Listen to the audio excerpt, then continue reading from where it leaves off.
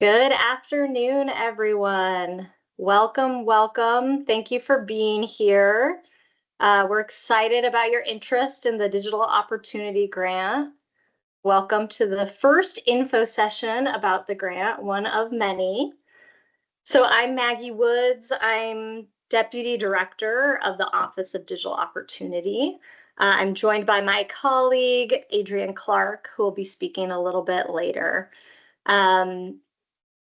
So I'm going to kind of start us off a little slowly because I know folks are still joining, but I wanted to give everyone kind of an idea of what to expect from today's info session. So I will start by just giving a broad overview of who our office is. I recognize a lot of faces and names, but a lot of new people too. So I want to make sure that you know who we are. And then I'm going to do kind of a broad overview of the Digital Opportunity Grant. And then we'll go into, there's two separate tracks of the grant. So track 1 and track 2. And so we'll go into the details of both. And then we'll discuss grant resources and have time for questions. I am seeing in the chat, there's some people who are having trouble hearing. Can others hear us?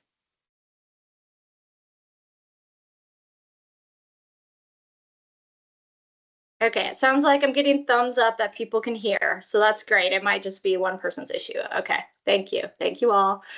I will say we'll have about, so we expect this to be a pretty content-heavy info session, even though it is still kind of an overview of the program.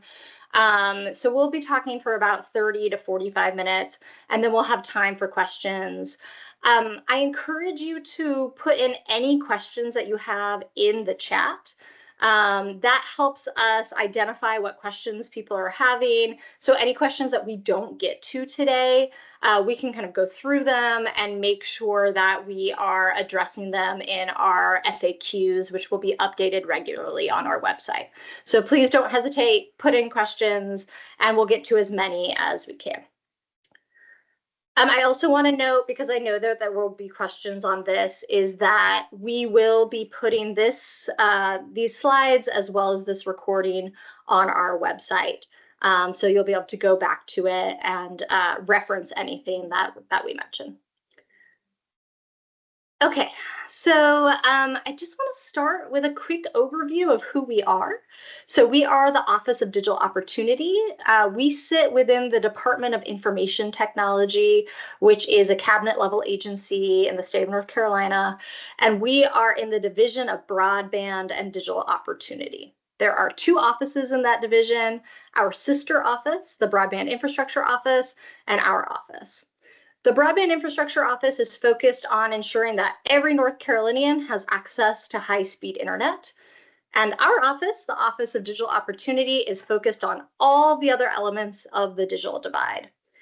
So we are really focused on economic development, right? That's what digital opportunity is. We want to make sure that people can afford the internet if they have it, that they have the computers and the devices that they need to connect to their healthcare providers, to connect to their schools, to connect to work, and that they have the digital skills in order to improve their employment opportunities, in order to advance their education, in order to advance their health. And so these are just some high-level statistics about what the digital divide looks like in North Carolina. So we're really excited about this Digital Opportunity Grant, but I wanted to just start with the elephant in the room. We've definitely been getting a lot of questions about this. These funds for the Digital Opportunity Grant are federal funds, and they are contingent on federal approval and applicable law. So we will have a direct line of communication with all of you. We will keep applicants apprised of any additional updates and responses from our federal funder, the National Telecommunications and Information Administration, or any changes in law that may change funding, program guidelines, or criteria. If you have questions about it, don't hesitate to reach out to our office, but please know we will communicate if there are any changes. All right, let's dig into it. Let's dig into the nitty-gritty. So the Digital Opportunity Grant is a $17 million grant. The period of performance will likely start January 1, 2026, and it will run through July 31st, 2029. And the reason why we don't have a firm start date is because all of our selected grantees have to be approved by the NTIA, the National Telecommunications and Information Administration. And that could take a little while. We have time built into our timeline, which we'll talk through, but we have a strong estimate that this will start January 1. Application deadline is June 9th at 11:59 p.m.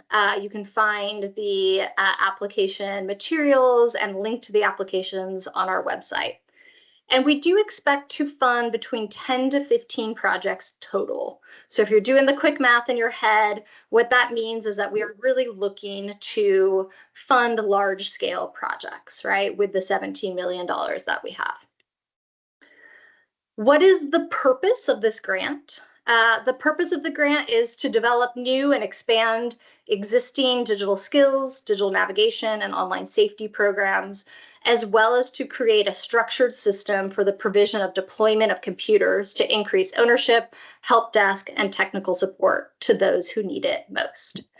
We are really excited about this program, particularly the computer deployment element of it is new, it's innovative, it's highly structured, and my colleague Adrian is going to talk a little bit more about that, but it is something kind of new and innovative, and we're excited to get the right people on board for it. This grant supports strategies 3 through 5 of the North Carolina Digital Opportunity Plan, which was approved by the federal government last year. So strategy 3 is ensuring that North Carolinians can acquire the digital and information gathering skills and understanding to meet their personal needs and the state's workforce needs. Strategy 4, promote practices and leverage tools to ensure online privacy and security. And strategy 5, ensure that North Carolinians have access to large screen computers, help desk, and technical support to meet their needs. This grant has 2 program tracks. The first track is digital skills and digital navigation and online safety. The second track is computer ownership, capacity building, and sustainability. Applicants can apply for both tracks. So you can apply for track 1 and track 2. But if you're applying for track 2, you must choose between track 2A and track 2B. So you can't apply for both track 2A and 2B. So we have different funding ranges for each track. For track 1, digital skills, digital navigation, and online safety, applicants can apply between $1 million and $3.5 million per project. If you'd like to request more or less funding, you just must include a justification of your request within the application. There is a question that allows you to include that justification. And we will fund selected entities based on their requests and reserve the right to fund only a portion of the application. Track 2A has very specific funding. So we expect to fund 2 grants in track 2A. Each grant will receive just under $2 million, so $1,970,000. These are called hubs. Again, my colleague is going to walk through the specifics of those programs. So if this seems a little bit confusing right now, we will walk through those specifics. And each of these hubs will be responsible for supplying a minimum of 2,500 computers per year for a total of 7,500 over the course of the grant. Track 2B is funding leads. And again, we'll talk through those specifics of what a lead means. And each lead will receive just under $1 million, so $977,500. And this will support the work of leads and then the partners that they choose. And we expect to award 4 grants to leads. We will get into all the specifics of this, I promise. So general eligibility across all tracks includes applicants and partners receiving funding must fall into one of these categories. So community service organizations, that includes local governments, so towns, cities, counties. We've already gotten some questions around kind of the specifics of that. Local library system, K-12 school systems, so public, private, and charter. Nonprofit organizations, specifically 501c3 organizations, higher education institutions, regional entities, state government agencies, and federally recognized tribal government agencies. In our FAQs, we go into significant depth on within these categories who is eligible to apply. It's a pretty broad spectrum. Happy to answer questions about specifics, and you can always email us if you're unsure if you're eligible, but highly encourage you to look at that section of the FAQs as well, because it provides a lot of clarity. I'll say for track 2A, because of the specific technical nature of our computer refurbisher hubs that we are looking to fund through this, they have additional requirements. So they must meet one of those criteria in the slide above, but they must also be a computer refurbisher that's headquartered in North Carolina with existing large-screen computer deployment programs and ongoing programmatic activities.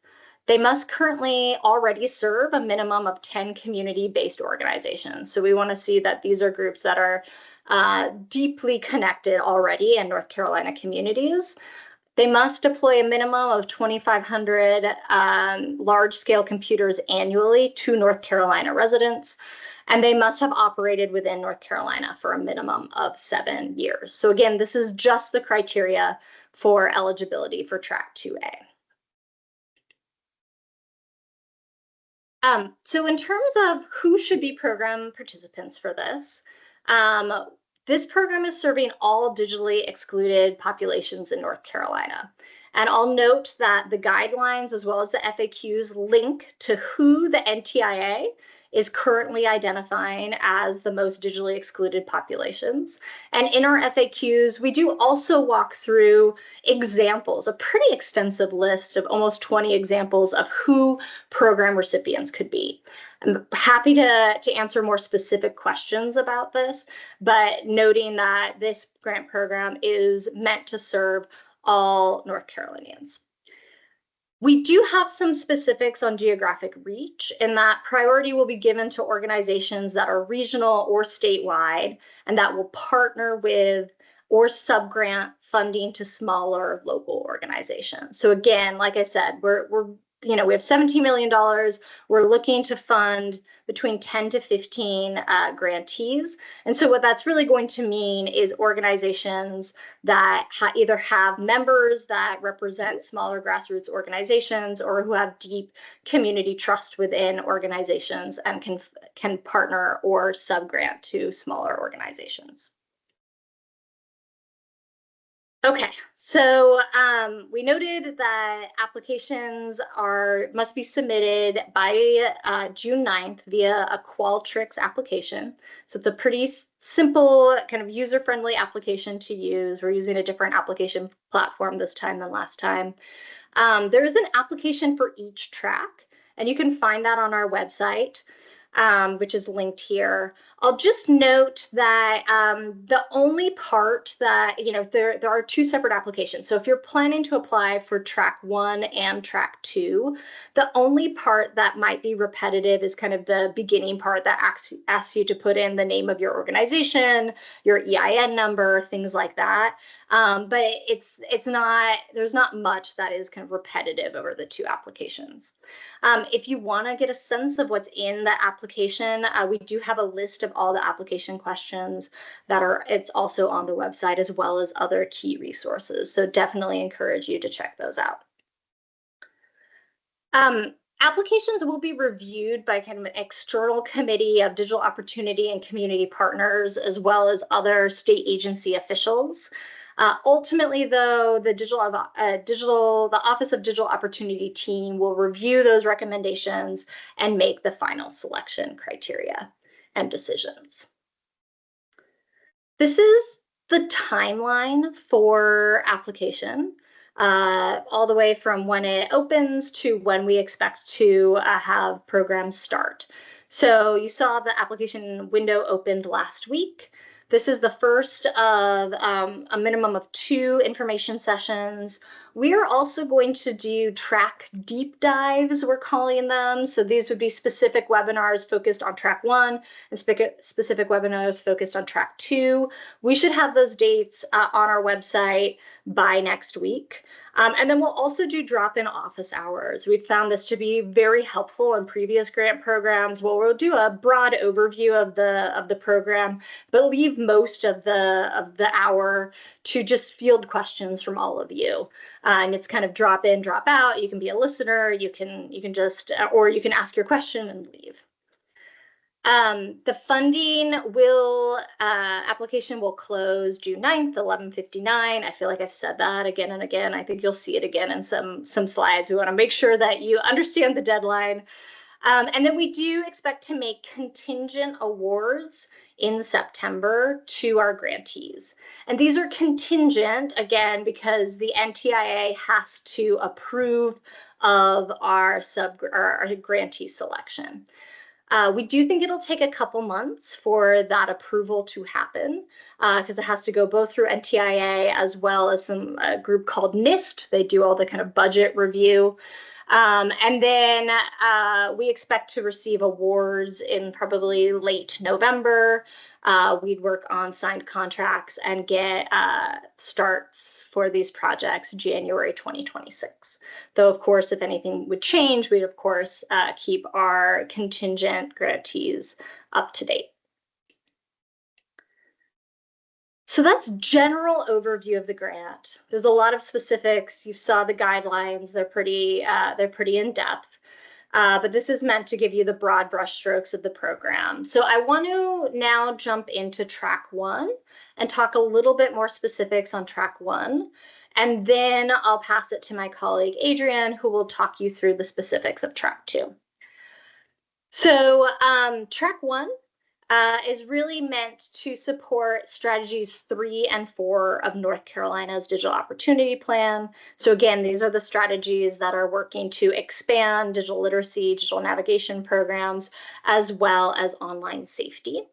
And they are tied to a number of measurable objectives, including that by 2029, we will increase the percentage of North Carolinians who are confident using word processing programs, finding educational content online, applying for jobs online, and communicating with a healthcare provider online. And that by 2029, we will improve confidence and the ability to protect personal data online by 10%. So the goal of this track is to expand digital literacy and online safety skills programs or to expand or create digital navigator programs. For those of you who aren't as familiar with digital navigator programs, these are much like healthcare navigators, except they are people who, a digital navigator is someone who is connecting with someone to meet their digital needs. So that could be connecting to free or low-cost internet. It could be connecting to a free or low-cost device through a device refurbisher or through a library that may have a lending program. It could be connecting people with digital skills classes or doing basic digital skills training themselves. So there are kind of a lot that is encompassed under a digital navigator program.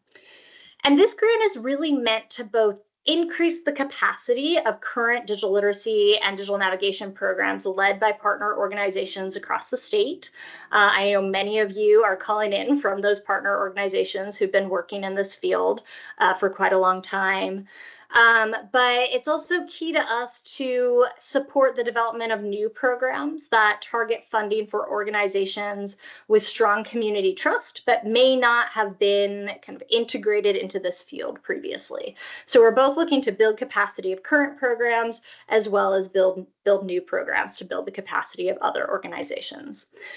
I'll just note that awardees will receive trainings on the state level, so from NCDIT, on digital skills standards and digital navigator best practices.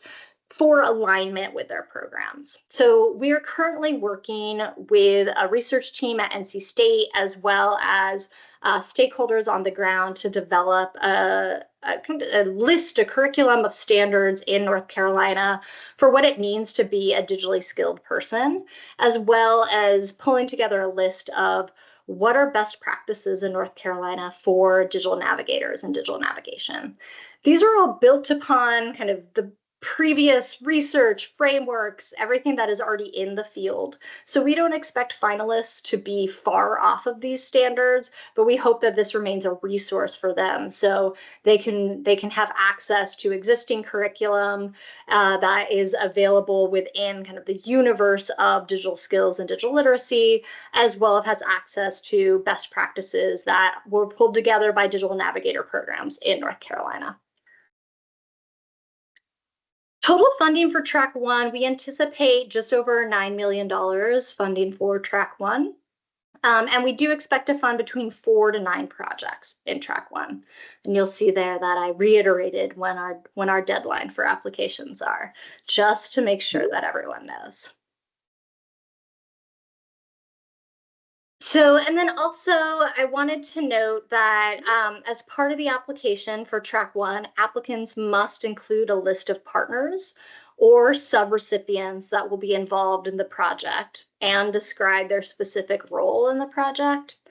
If all partners or subrecipients are not yet identified, applicants must describe the process for identifying partners. So you don't have to have everyone identified, but we need to see a clear justification for how you will be identifying your partners and your subrecipients. I just know I'm seeing lots and lots of questions in the chat. That's fabulous. We will get to them. And any that we don't get to, we will review them and make sure that we're updating our FAQs in a timely manner to address your questions about the grant. But it is my great pleasure to pass this over to my colleague, Adrienne Clark, to talk about the Track 2 Computer Ownership, Capacity Building, and Sustainability track. So Adrienne, I will pass it to you. Thank you, Maggie. So Track 2, the Computer Ownership track, there are Track 2A and B. This will support Strategy 5 of the North Carolina Digital Opportunity Plan to ensure that North Carolinians have access to large screen computers, help desk, and technical support to meet their needs. As part of the measurable objectives, by the end of 2029, we would like to have 95% of North Carolina households to own a working large screen laptop, desktop, or tablet, internet capable computer to meet their needs. Next slide, please. So Track 2 goals and eligibility. This track will expand computer ownership initiatives to build a foundation for sustainable statewide ecosystem of local refurbishers and community organizations working to increase computer ownership in local communities. Computer ownership refers to individuals that will own their own personal laptops and tablets to be able to access the internet whenever they need to access the internet to complete applications for work or college applications or conduct telehealth calls. Next slide. So the funding overview is there's 7,800,000 is a whole lot of money, isn't it? So this tranche bucket of funds will be awarded to leads and hubs. We will have 2 hubs that will be awarded just under $2 million, and that will be $1,970,000 each. And then we will have 4 leads that will be awarded $977,500 each. Again, reiterating the performance period from January 1, 2026 through July 31st, 2029. And the application deadline, again, June the 9th by 11:59 p.m. So track 2B, this will be 4 leads, and each lead again will be awarded $977,000 to support their lead and partner activities. This funding for that will be a maximum for the leads, $160,000 for their role for program activities. Then the leads will distribute a minimum of $640,000 to partners for their programming and staff needs. Of course, partner distribution funding will vary based on the partner organization needs and the people that they are serving. So the leads and their partners should utilize a minimum of $177,500 in supplemental funding for additional computers to meet specific needs of individuals. So that means they can purchase additional computers from the hubs or other computer refurbishers or suppliers, and to meet specific needs such as assistive technology or specialized software. Next slide. So track 2 roles and responsibilities. So computer hubs are organizations responsible for receiving, processing, and preparing used computers for redistribution through computer deployment leads and partners throughout North Carolina. Hubs ensure that donated computers are properly sanitized, refurbished, and tested and prepared for deployment. Next slide. Responsibilities of the hubs. So during the performance period of the grant, each hub is responsible for distributing 7,500 refurbished computers throughout to the hubs, to the leads and their partners.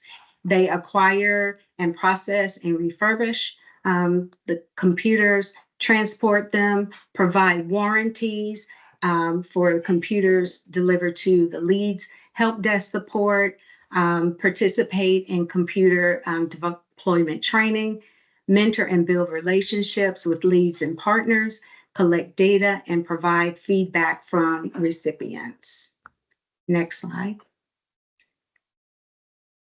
So track 2, 2B, computer deployment leads. The leads are key coordinating organizations responsible for identifying, managing, and supporting local community deployment partners. They serve as liaisons between NCDIT hubs and computer partner deployment partners, ensuring seamless communication, operational efficiency, program alignment, and mentoring, monitoring their programs to ensure that they meet specific outcomes.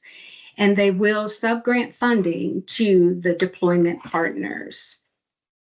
Next slide, please. Okay, so the responsibilities of the leads, they will again identify and coordinate with a minimum of 4, a maximum of 6 partners as subgrantees. The program support the deployment of computers to individuals. They will identify the partners, ensure that the partners align with program goals and performance. They'll collect data from the partners, report for reporting, monitor partners, including their budgeting activities, programming, and regular meetings.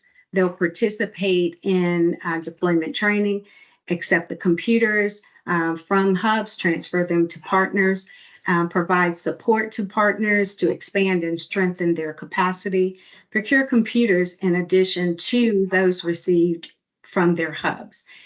Again, these they will be able to use those funds to secure additional computers from their hub or other refurbishers in order to meet the specific needs of their recipients. Next slide, please. So the deployment partners, which are Track 2B, the partners are trusted organizations in local communities responsible for direct distribution and support of communities to computers to individuals. They'll work with the leads, DIT, and hubs to ensure the computers are effectively delivered, properly utilized, have the necessary support.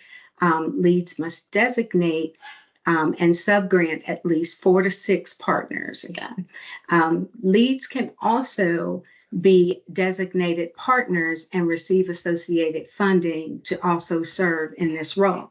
So that means that the leads will receive funding as a lead, and they will also receive funding as a partner. Responsibilities of partners is to outreach to potential recipients, vet those recipients to ensure that they meet eligibility, identify their needs, ensure on-site support with distribution, accept the computers from leads and hubs, and use allocated funding to purchase additional computers to supplement those supplied by hubs, and deploy the computers to residents on the needs basis. Next slide. So now Maggie is going to talk about resources. Thank you. Thanks, Adrienne. I'm seeing a flurry of questions, which is great. We will get to them very soon. And thank you to Tamisha from our office for engaging in some answers to those questions as well in the chat. So just wanted to, so we've gone through a lot, and this is still a broad brush overview, right? And so just wanted to make sure you knew where all the resources were for this program. So you can go to our website, you can get to the application links directly. Again, there are 2 separate applications, one for Track 1, one for Track 2. In Track 2, you can either choose Track 2A or Track 2B, remember one or the other, but it's the same application. We also have guidelines that go into depth on all of this on the website. We have FAQs that we will be updating frequently with the questions you are asking, right? That's why we're asking that you put these all in writing so that we can see what are the questions that people want to know, so we can make sure that we're writing FAQs about them. We have a budget template as well as instructions for that budget. We have the Digital Opportunity Plan executive summary, as well as application questions available all on that webpage. So please go there. Please utilize it as a resource, and we will update it with resources and updated FAQs on a regular basis. That is also where we will update upcoming trainings, right? We talked about another information session next week, but we'll have deep dives going into Track 1 and Track 2, and then we'll have open office hours as well. So please visit regularly and often. Okay, we get to open it up to questions. Before we do that, I just want to highlight, and I'll bring this back up at the end though, is that if you have any questions, that is what we are here for. We are here to answer your questions. So if we're not on an information session and you have something that you need right away and you don't want to wait till the next information session, please send us an email at digitalopportunity@nc.gov. We are monitoring this daily. We will respond as quickly as possible. So please don't hesitate to reach out to us. And now I'm going to open it up to Crystal I'm going to stop presenting for just a moment and see. I know people had questions. I saw the flurry of activity. So can you bring us some questions to answer, Crystal? Absolutely. So we have people using both the chat and the Q&A. So I'm going to start with the very first question we got in Q&A. If you are having any difficulties using either one, you have my email address, so please, and you have digitalopportunity@nc.gov. So please use those and we'll get back to you. Additionally, I want to remind everyone before we get those that this recording will be posted on the website along with the slides. So if you had any technical difficulties or if you have a colleague that did, know that they will be available soon. Okay, without any further ado, the first question we had is, will the grant support smart classrooms for distance learning for offenders through the North Carolina Community College system and the Department of Adult Correction? This is a very specific question. It is. And I think for those sorts of specific questions, I'd like to talk to the potential applicant directly. I think my gut would say yes, that particularly in track 1, it does allow for purchasing of, say, like devices and equipment to enable the program. The program would need to be supporting digital skills training, online safety, digital navigation, say within the Department of Adult Correction. So it wouldn't be a grant just for that technology. Within corrections, it would need to be to support digital skills, digital navigation, online safety, but to enable that to purchase computers for smart classrooms. I hope that was clear.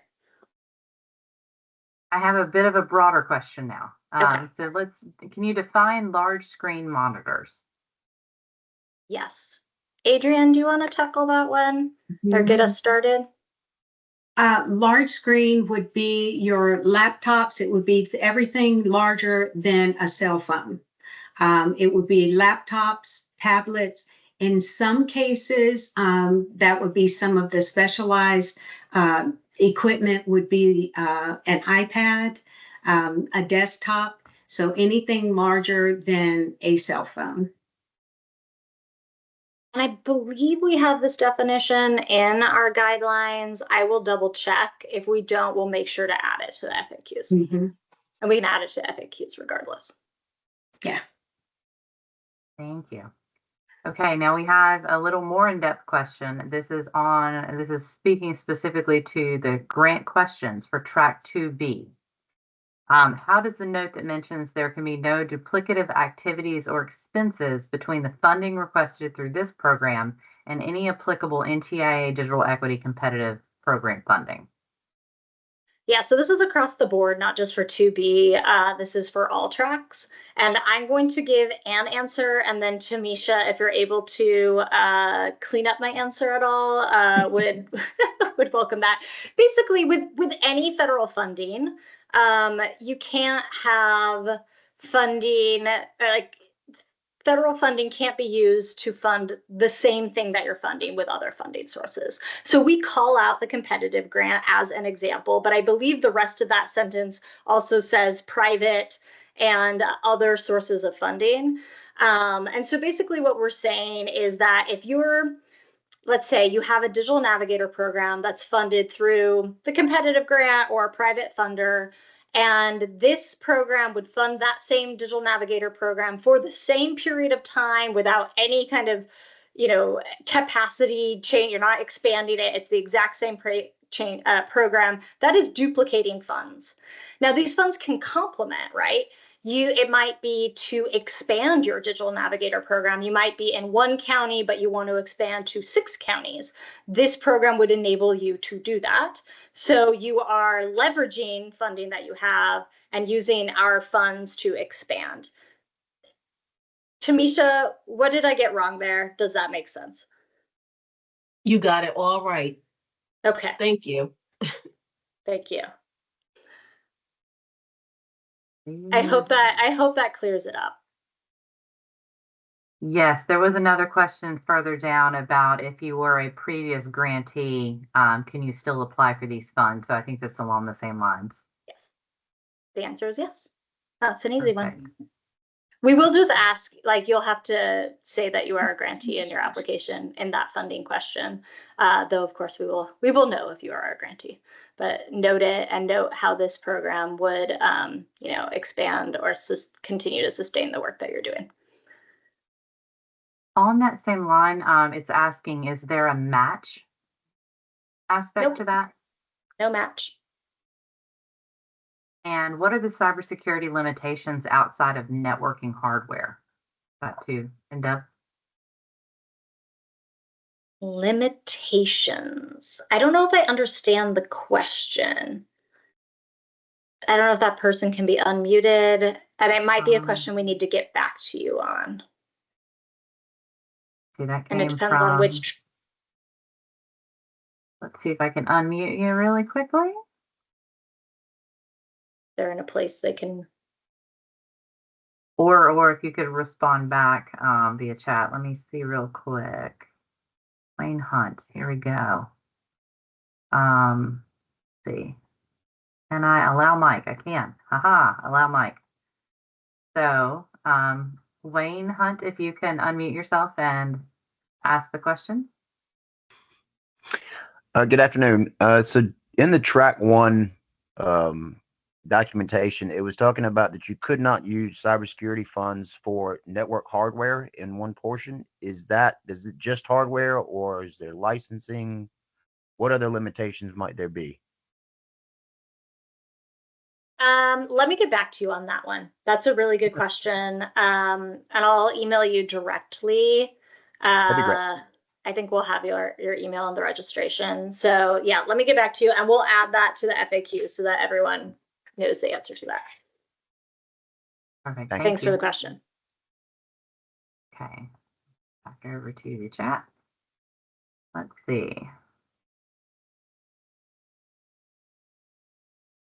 In every grant approved, there needs to be a budget of allocated funds for accessibility needs for translations, interpretations, plain language, and culturally competency trainings, etc. Is this a concern or possible risk? Is the question that we're requiring that they put that in the budget? I'm not sure. I'd say what I will say is we will welcome additions to the budget that would enable grantees to best serve the populations that they are serving. Okay, next question. Could the grant be used to create or start a digital hub within their county? It depends on what a digital hub means, right? I think as long as, this grant is really to fund like direct services, right? So digital skills classes, courses, digital navigator programs that are meeting people's needs, helping people keep safe online. And then of course, track 2 really, creating an ecosystem of deploying devices for free across the state. And so what I would say is if the digital hub is meeting those criteria, I would say yes, right? But I think we're really looking for this to focus on not just ensuring people have a place to go, but that they have the appropriate services that are outlined in both track 1 and track 2. Next question, would regranting be a part of our proposal? Yeah, that can be a part. That's part of the sub-granting, so we might just be using different language. I'll speak for track 1 and then hand it to Adrian for track 2 because it's key to track 2, right? But for track 1, this is where you're identifying your partners. Your partners might be funded, right, through this program. They might not be funded, but if they are, they're considered a subrecipient or a subgrant. And that's where you could absolutely regrant. Adrian. So for track 2, that would be where your leads will be subgranting to 4 to 6 partners, those community organizations that will be distributing the computers directly to the individuals within the community. So yes. And there are specific funds, will be specific funds allocated for partners who are the subgrantees. And a follow-up to that is, would each subrecipient need to have their own UIE number? Absolutely. the same type of monitoring that will be required for all of the grantees will be for all of the grantees. So everything that we monitor for the hubs, the leads, as well as the partners. I'll just say that we aren't, though, collecting UIE numbers in the application for subgrants, right? We're collecting it for the grantees. And I will say that the leads will be responsible for collecting that information. Great. Will the county tier system be used to evaluate applications? Didn't see it referenced, but just wanted to double check. No, not in those words exactly. We definitely look at kind of geographic needs where we know that there are programs in the state where there are gaps in programming as we make final decisions. And so that is baked into that, but we're not saying we're going to fund X number of tier 1 counties or something like that.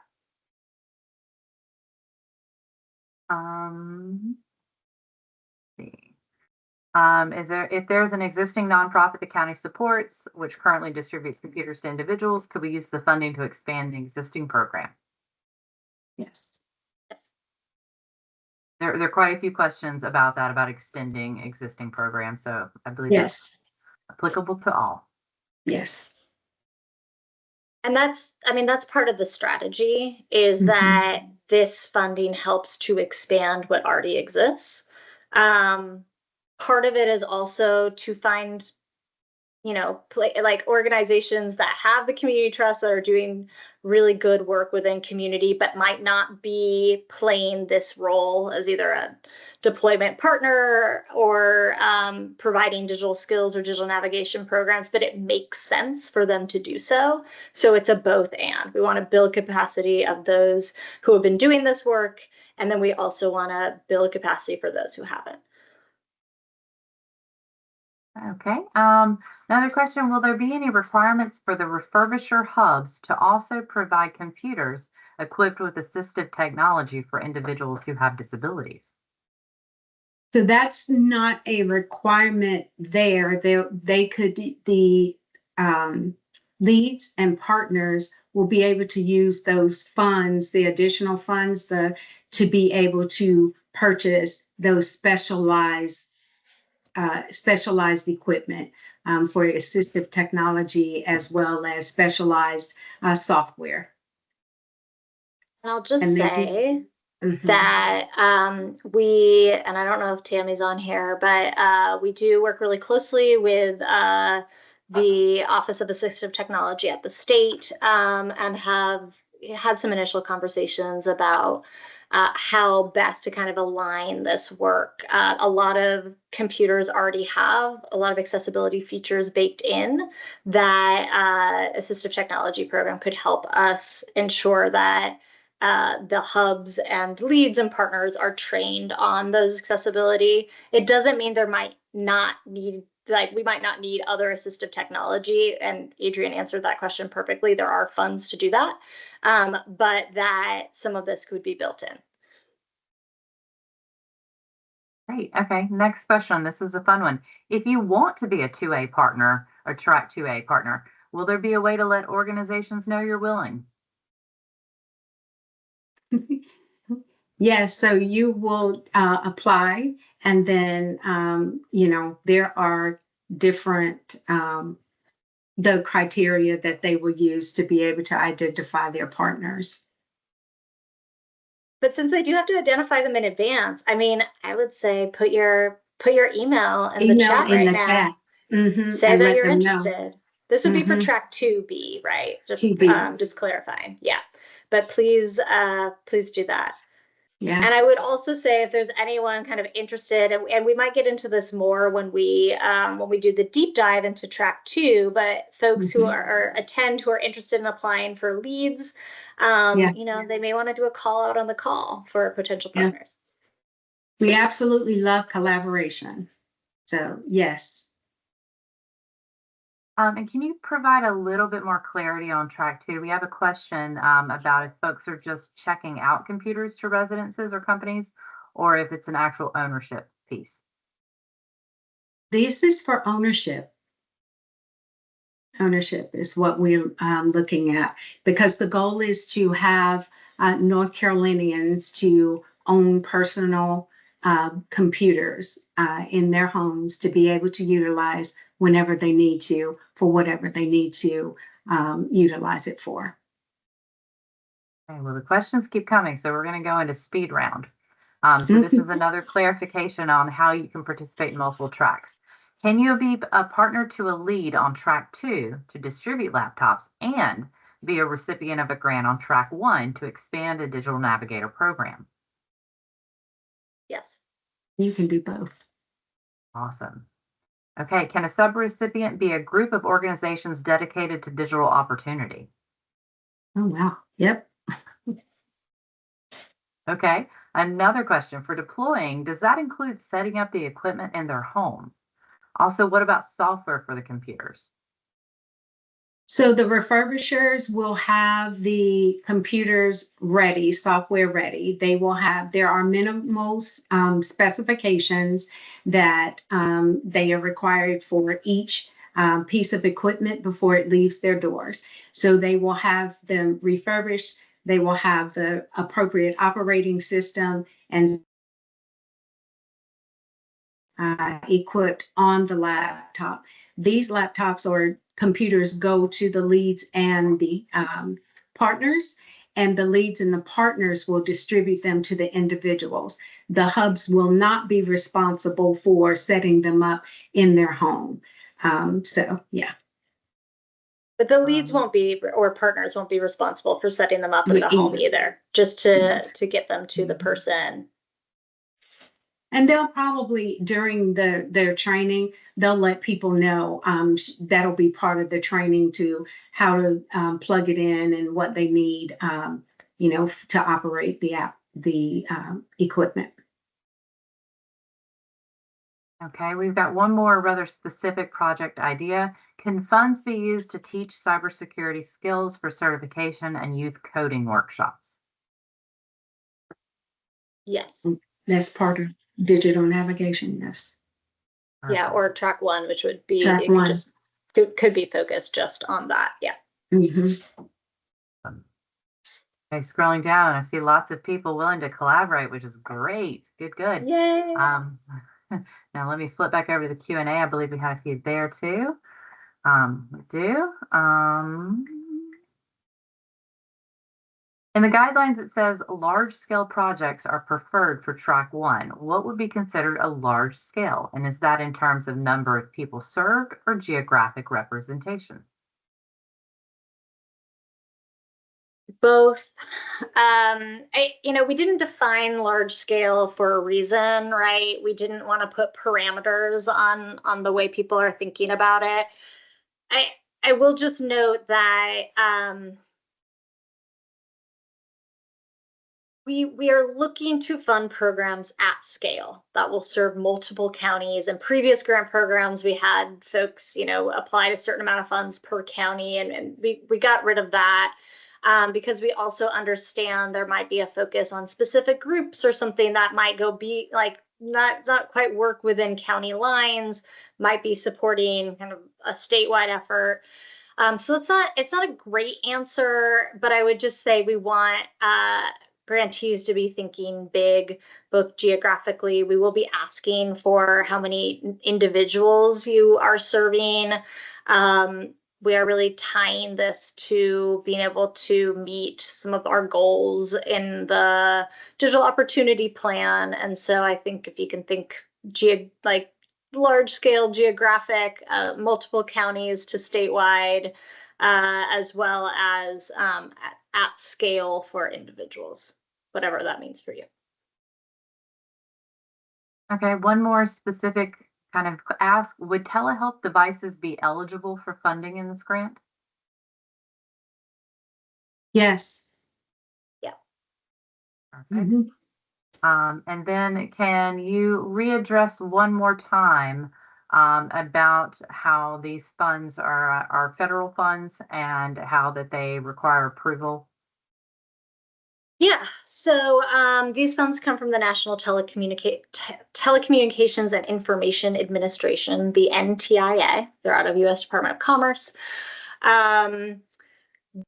They have a requirement, and this has been since we applied last year for these funds. The requirement has been that once the states select any grantees, they have to review and approve who those grantees are.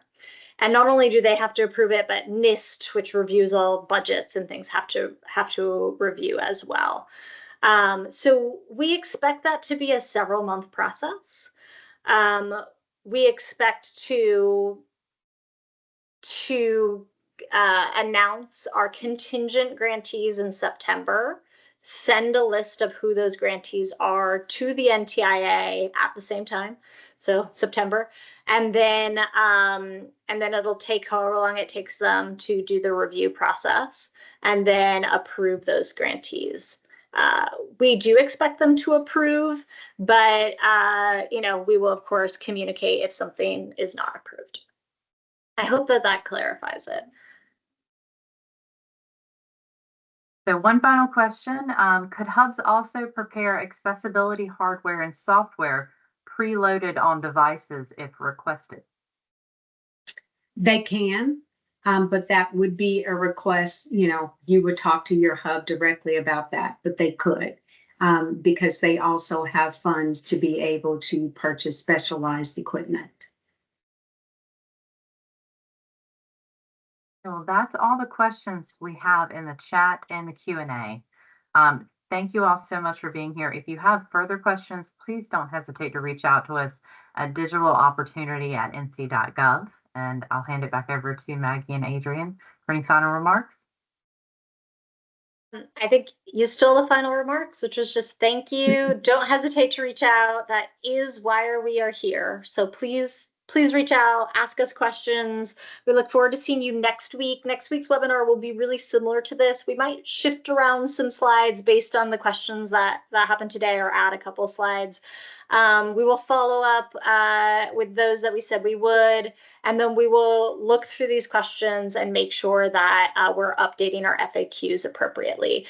And just want to thank all of you for taking a full hour of your time to be on today. We are reliant on our partners to do this work in the state. And so thank you for all the work that you are doing and for your interest in this program. Thanks, y'all. Thank you all. Thank you, everyone.